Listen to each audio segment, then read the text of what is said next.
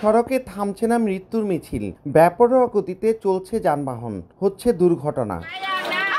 শনিবার মুন্সিগঞ্জ সদর উপজেলার মদিনাবাজার এলাকায় সড়কের পাশ ধরে ৯ মাসের শিশু সন্তানকে নিয়ে হাঁটছিলেন মা হাবিবা আক্তার। এই সময় বেপরোয়া গতির একটি অটোরিকশা তাকে সজোরে ধাক্কা দেয়। এতে মায়ের কোল থেকে ছিটকে পড়ে ঘটনাস্থলেই মারা যায় শিশু হুমায়রা।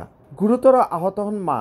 একই সময়ে শিল্পী আক্তার নামে আরেক পথচারী নারীকে ধাক্কা দেয় অটোরিকশাটি। প্রত্যক্ষদর্শীদের অভিযোগ, অটোরিকশার চলন্ত অবস্থায় চালক মাহবুব মৃধা ও তার বন্ধু তুষার শেখ মোবাইল ফোন নিয়ে টানাটানি করছিল, আর এতেই গাড়িটি নিয়ন্ত্রণ হারিয়ে ধাক্কা দেয় পথচারী দুই নারীকে। বেপরোয়াভাবে গাড়িটা চালাইছিল, ওরা মোবাইল নিয়ে ভিতরে কারাকারি করছে। বাচ্চাটা ওর কোলে থেকে সিটটা পড়ে বাচ্চাটা টিনের ওই সাইডে গেছে গা, তো বাচ্চাটা তো সাথে সাথে মারা গেছে।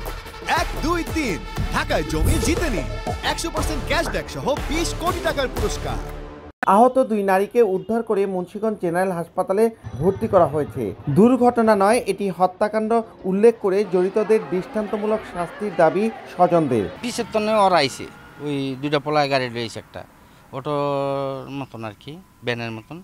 ওইটায় দুইজনে মোবাইল নিয়ে ই করতে করতে শয়তানি করতে করতে কাইরে গেড়ে গেড়ে গেড়ে বেটির উপরে উড়াই দিছে। এই বেটি ওইটার লগে বাড়ি খেয়ে মাথা ফাটতেছে।